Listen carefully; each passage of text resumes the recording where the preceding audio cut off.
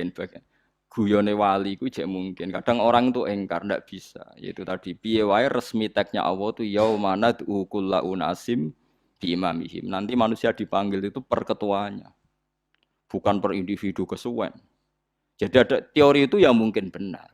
Teori itu yang mungkin benar karena kita nanti di mahsyar juga dipanggil ketuanya dulu. Jadi ya ma'asyarus syafi'iyah, terus Imam Syafi'i disuruh maju ya ma'asyarul malikiyah. Karena ketua ini nanti yang menciptakan mazhab. Karena ada pepatah an-nasu ala dini mulukihim. Manusia itu mengikuti tradisi ketuanya. Mungkin coba orang Indonesia mbok bodoh, mbok ora, mbok pinter, mbok ora nggak Abu Bakar ya radhiyallahu anhu.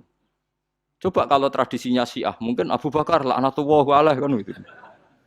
Ya kita tidak tahu, tahu-tahu begitu. Akhirnya kita ketiban apik karena menghormati apa? Sahabat. Artinya ketua itu penting, menciptakan suasana ketua itu penting. Coba kalau tanpa ketua, mungkin kita tidak punya tradisi. Makanya yang dipanggil itu ketuanya. Paham? Makanya sampean milih ketua itu yang benar. Setidaknya orang ikhlas. Misalnya rapati benar, penting ini ikhlas. Ngeri itu kalau pas sampean dipanggil nunjuk ketua itu, kemudian ketua partai, wah panggil pangeran bingung kan?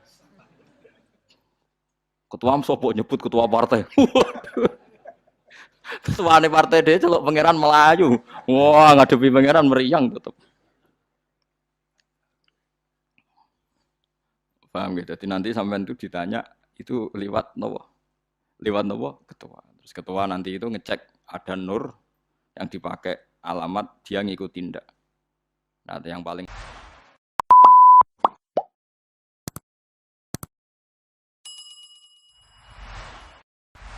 ngeri ya termasuk Rasulullah. Rasulullah itu nanti pakai standar itu. Inna umati yut'auna yaumal qiyamati hurran muhajjalin min atharil wudu. Itu kan ada tanya jawab sama sahabat. Kata Rasulullah, kamu tidak usah khawatir kalau saya meninggal. Meninggal saya itu baik. Hayati khairun lakum wa mamati khairun lakum. Saya hidup di antara kalian ya baik, setelah saya meninggal juga baik. Ya Nabi ya unik. Amma hayati fali asunna lakum as-sunan. Kalau saya masih hidup, berarti saya bisa meneladani kamu melakukan beberapa sunnah, beberapa tradisi. Sunnah itu tradisi. Jadi orang kudu artinya sunnah itu wajib atau sunat. Buktinya di Quran ada sunnatallahi allati sunnatullah fil ladzina khalau min qabl. Jadi sunnahnya, tradisinya Allah menghukumi orang-orang dulu. Itu bisa orang benar, bisa orang tidak apa? Benar. Kata Nabi, kalau saya masih hidup, fali asunna lakum asunan, saya bisa mentradisikan kamu beberapa sunnah, bisa wajib, bisa sunnah. Wa amma wafati ya khairun lakum. Kalau saya sudah meninggal nanti juga bagus. Mergo aku nak SK pundhut jare Nabi aku jejer pangeran. Jadi nak roh kowe apik, saya muji Allah, nak roh kowe elek langsung saya minta ampunan kepada Allah. Dan semua umatku nanti diampuni. Terus Nabi mulai menangis, tapi ada beberapa masalah. Ketika orang-orang itu ternyata umatku, mau saya ajak ke surga, kata Tuhan, kata Allah, innahum qad ahdatsu ba'dak. Mereka ini bikin aturan aneh-aneh setelah kamu Muhammad. Terus fa'aqulu suhqan ya sudah kalau gitu tak tinggal ke surga, tidak ikut masuk surga. Nah, kemudian ulama berdebat ahdatsu itu apa? Ada yang itu bid'ah gitu. Macam-macam. Kalau ulama Sunni ahdatsu itu ya bid'ah ibadah mahdhah. Jadi misalnya orang melakukan sholat zuhur kok 6 rakaat itu kan wong nganggur papat wis kesel kok malah muni 6 itu. Utawa zuhur kok mau 3 rakaat itu kan ya itu bid'ah. Karena ibadah mahdhah. Tapi kalau masalah sosial itu fleksibel. Fleksibelnya adalah misalnya dulu Nabi naik unta, orang yang anti bid'ah juga naik Innova. Padahal dulu naik unta. Orang-orang yang poligami itu ya tidak nunggu istri pertama mati. Padahal dulu Nabi poligami setelah Sayyidah Khadijah meninggal. Ya mereka baik-baik saja. Alasannya poligami sunnah Rasul. Padahal nak detailnya sunnah Rasul poligami setelah istri pertama meninggal. Jadi kayak Ruhin itu belum boleh. Istrinya kan masih hidup 2 dia. Tapi sudah.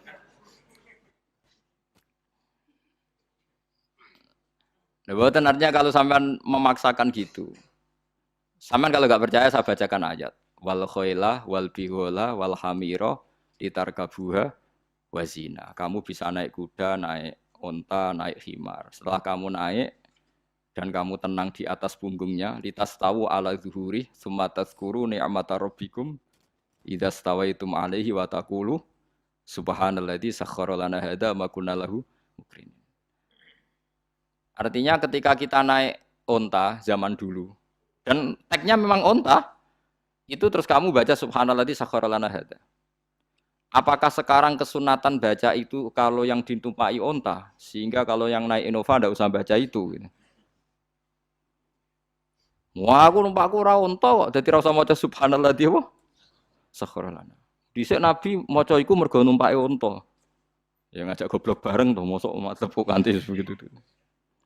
Makanya sensitif, bakas bid'ah Anda itu sensitif. Tidak usah dibahas, biasa saja. Nek senara cocok ya diem aja.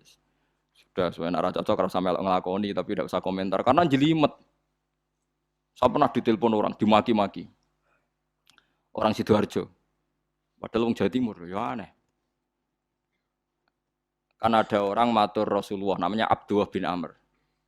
Ya Rasulullah, saya ini kuat puasa terus. Kata Nabi, jangan. Puasa 1 bulan 3 hari saja itu sama dengan 1 bulan penuh. Karena 1 puasa sama dengan 10. Masih balelo terus termasuk menyangkut Quran. Ya Rasulullah, saya ini tiap hari khatam Quran. Jangan 1 bulan sekali saja baru khatam. Enggak ya Rasulullah, saya ini ingin sering khataman. Ya sudah kalau gitu seminggu sekali, sab'a layal. Saya lebih kuat ya Rasulullah, 3 hari. 3 hari saja khatam sekali. Iqra'hu fi salasin, kata Nabi. Ya Rasulullah, saya lebih kuat ketimbang itu. Tidak ada yang lebih baik ketimbang itu, kata Nabi. Kemudian orang itu anti semaan, karena semaan itu kan 1 hari khatam.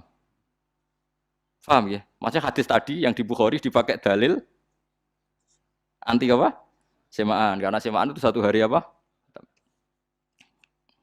Lewat telepon, pertama lewat santri saya, terus lama-lama lewat telepon. Saya tanya, kamu bacanya hadis kira-kira sama saya banyak mana? Kayaknya banyak jenengan. Terus saya tanya, betul Nabi menyuruh khatam tiap 3 hari? Ya. Betul Nabi nyuruh khatam tiap 1 bulan? Ya. Ya sudah, lakukan saja. Anda sering enggak khataman tiap 3 hari? Enggak pernah, setahun aja enggak mesti. Lah iya, kalau Nabi melarang baca Quran tiap hari kamu setuju, tapi Nabi nyuruh tiap hari khatam kamu tidak setuju. Enggak apa-apa, kamu anti semaan enggak apa-apa, tapi lakukan perintah Nabi tiap 3 hari khatam. Menang deh. Jadi, lah itu maksud saya. Anda tidak apa-apa milah-milah bid'ah sesuai versi Anda, pemahaman Anda, tapi yang fair. Kalau Anda anti semaan ya harus tiap 3 hari khatam, karena dawuh Nabi iqra'hu fi kulli salasin. Enggak juga kan, mereka juga orang yang enggak jarang baca. Jarang baca apa? Lah itu enggak fairnya di situ. Makanya dia biasa mawon. Cuman semaan apal Quran wis semaan. Nah, apal Quran ya wiridan, malah lucu tuh apal Quran kok semaan. Ya yes, ngono ae apal ya nyemak kan, kok nak kesel ya mulai. Jadi bang nyemak sampai geremeng. Bariku mangan entek akeh kan malah lucu. Wong nyemak yo do kurang ajar. Jajal kok nyemak kifa delok ngarep mbek guri tok, anggere kembar ya wis. Aku serah kelakuane wong nyemak. Kan dene ra apal kan yo. Biasane nyegat guri to.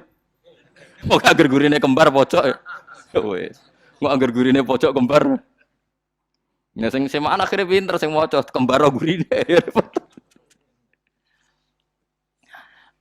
Paham gitu, terus wau gitu, tohuron gitu, tak latih memahami Quran secara luwat. Quran bagaimanapun bilisanin arabiyim mubin. Ada ulama yang berpendapat tohir itu dimubalaghahkan tohur, seperti ghafir, ghafur, syakir, syakur. Sebab itu menurut mazhab ini tidak ada air apa mustakmal.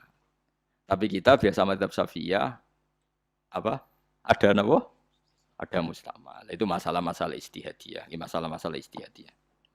Kalau masalah istihadiyah tadi pendapat saya benar, mungkin salah. Pendapat Anda salah, tapi ya mungkin benar. Wa anzalna minas sama ima antahura. Mutahhiron tegese banyu iku sing nyucekno. Linuhya supaya maringi urip ingsun. Bihi sebab anane banyu baldatan ing daerah maitan kang mati. Jadi istilah resmine pangeran yo, aku nak nguripno bumi iku yo nganggo lantaran banyu. Dadi aja mbok soal, pangeran kok butuh lantaran. Waduh, repot. Wong Qur'ane pangeran dhewe mistilahno aku nak nguripno bumi lewat lantaran banyu. Ya rasa mbok jero-jerokno. Pangeran kok butuh lantaran. Ora usah lantaran lah ya iso, tapi nek Allah nganggo lantaran ya oleh, ya aja terus Allah kok nganggo wasilah. Wah, ya malah kacau. Ora usah ngono-ngono, ora usah mikir. Pokoke Qur'an diwaca ora usah dipikir, pun ngono. Iman nonton mawon kok repot. Iman kok napa? Kok repot. Lino ya supaya ngurip-ngurip sapa ingsun bi sebab banyu.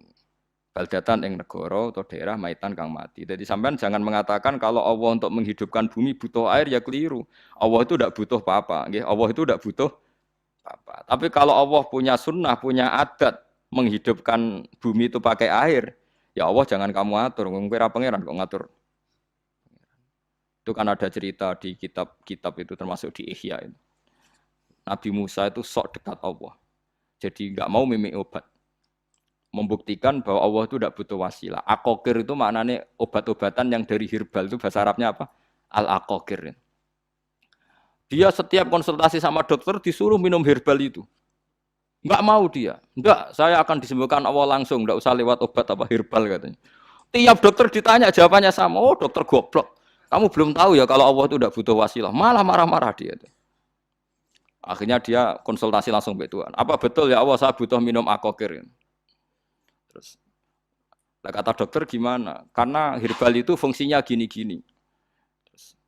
Musa, sing gawe fungsi herbal ngono iku sapa? Nggih jenengan. Lah yo aku gawe fungsine ngono kowe ngombe kok ora gelem. Sing gawe ku ya aku. Jadi sing gawe bodrek ku nek kowe ngelu, bodrek mandi sing gawe ku ya pangeran, rumangsamu sapa?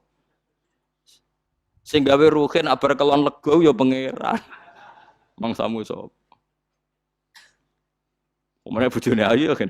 Ah, sing wis pangeran ora usah aku isin gengsi, ora usah ngono. Kalau muni elek dibanding bojone ning swarga, nek ning donya ya ayu, nguruhin ya diselera kok utarane. Paham gitu. Terus itu masalah yang enggak akan selesai ila yaumil kiamah. Jadi ada cara pandang langsung Allah itu ya bisa. Tapi misalnya ada sunnatullah ya jangan kamu tentang. Termasuk Nabi Musa akhirnya Nabi Musa mau minum, setelah minum sembuh. Terus ketika sembuh diberitahu Allah, memangnya kenapa kalau minum obat itu? Obat itu ada khasiatnya yang bikin juga Allah. Kok kamu hindari itu alasannya apa? Wong yang bikin juga Allah. Makanya kalau kamu percaya wasilah, kalau terpaksa percaya, kamu harus yakin bahwa nomor satu adalah Allah Subhanahu wa Ta'ala. Kalau kamu takut orang itu syirik, ya gak apa-apa, kamu lawan, harus kamu lawan. Memang selera kamu begitu. Kamu harus tidak usah ikut pakai, wong kamu khawatir, tidak apa-apa. Jadi sing khawatir syirik, ora usah nganggo ali-ali, ora usah nganggo ake. Tapi sing seneng dagangan, yo nganggo. Ora usah jimat-jimatan ini niati napa? Booming ngoten mawon niati dagangan. Kulo nu akeh larang sedurunge rame-rame akeh. Barang akeh rame terus mboten kula nggo. Wah, darani murah repot. Nggih kula mboten sombong. Dulu akehnya bapak itu zaman Bapak Sugeng tuh pernah ditawar ditukar mobil. Zaman itu mobilnya seharga 60 juta. Dan itu wasiat bapak untuk saya. Saudara saya sepakat itu untuk saya. Dulu kadang-kadang tak pakai. Setelah akeh booming terus dikira ini yang gelondongan berapa kilo. 25.000 muruah, camah cara Jawa camah tidak pernah tak pakai. Saya yakin ikut turun itu akeh-akeh yang mahal itu. Karena dikira yang produk ya yang masal itu yang itu. Paham gitu. Terus sampean biar tahu duduk perkara ini. Jadi tohur ya tohuron itu sifat mubalaghah. Tapi kalau dalam madzhab Syafi'i tohur itu ismul alat. Jadi tidak maknanya mengulang-ulang sehingga Imam Syafi'i tidak membolehkan wudu pakai air apa? Mustamal. Lah menurut hadis kayaknya benar Imam Syafi'i secara lahir. Karena Nabi ngendikan sisa air wudu itu membawa dosa Anda. Kata Nabi, jika seseorang wudu maka kotorannya keluar dari ajfan, dari pelapuk mata, dari apa, sampai keluar dari mimbaini adzofirih, sampai keluar dari bawah-bawah apa? Kuku. Sehingga kalau air ini sudah membawa kotoran dosa Anda, berarti air ini kan sudah menjadi air kotor. Andai kan Anda mukasyafah, maka air ini sudah penuh dengan kotoran. Nggak mungkin air yang sudah penuh kotoran dipakai wudu lagi. Itu cara berpikir Imam Syafi'i. Ya sampean ikut mana ya? Ya gampang kan kalau keadaan normal ya ikut Syafi'i, kalau air banyak, kalau tidak normal ya ikut mazhab yang lain. Kan gampang. Gitu aja kok repot tuh.